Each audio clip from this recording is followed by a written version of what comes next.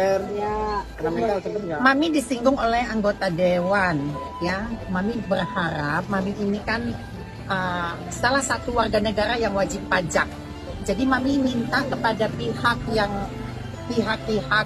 termasuk yang menyuarakan sewaktu Mami umur, yaitu salah satu anggota dewan, ya, untuk menindaklanjuti atau membuat peraturan yang memang dia anggap bahwasannya seorang trans itu bagaimana tata cara melakukan ibadah itu, ya. Tapi bukan buat Mami nih, karena Mami tidak merasa sebagai trans, karena Mami perempuan, ya.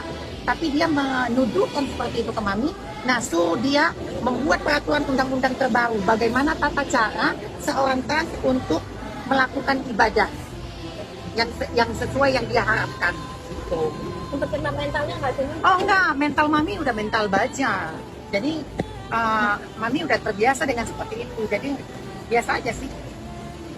Ketika tahu huru hara itu reaksi Mami gimana? Ya santai aja, Mami tetap melakukan ibadah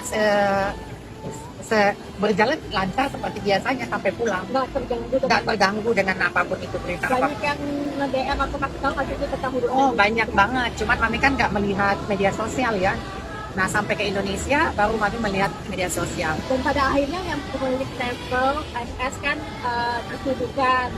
Nah harusnya SM tak perlu takut karena data yang dimasukkan kepada SS Travel itu sesuai data yang berlaku. Ingat ya, ini imbauan kepada Selatopia pemilik SS Travel, nggak usah takut selagi di jalan yang benar, gitu ya. Karena data yang diterima oleh Selatopia itu, apa yang disampaikan Stella adalah benar, bahwasanya data yang diterima oleh travelnya adalah data Mami sebagai perempuan.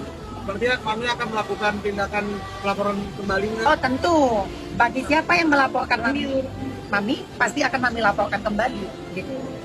Secara lahir ya, Mami lahir ke muka bumi ini namanya Isa Zega. Yang dibilang Mami laki-laki. Mami perempuan sayang. Kalau Mami laki-laki kan pasti ibadah umurnya sebagai laki-laki.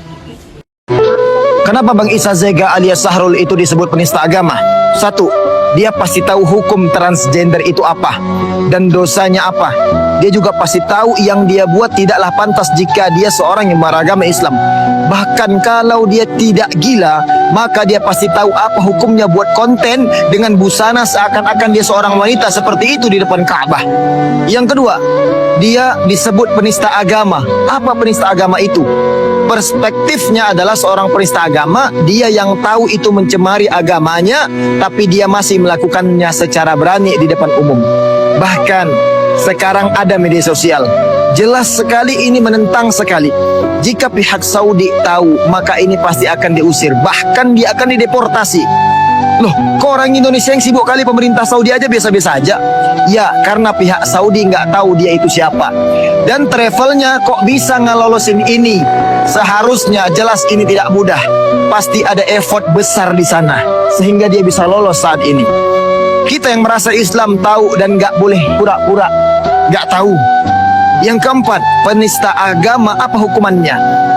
Tidak lain, yakni kecuali dimatikan.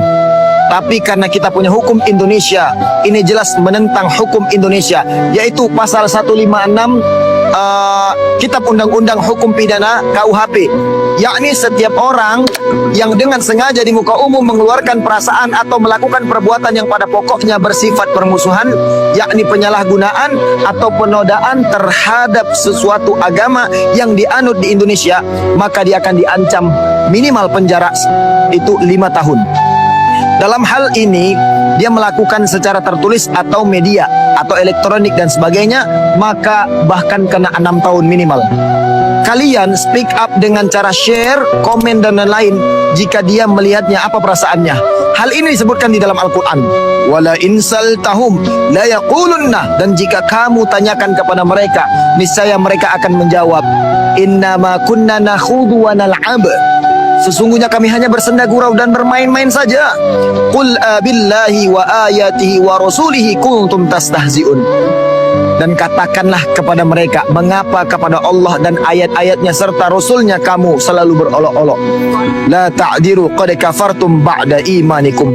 Tidak perlu kamu meminta maaf karena kamu telah kafir setelah beriman. Apa yang terjadi? Maka Allah katakan berarti biasanya apa? Biasanya hanya bikin video klarifikasi saja.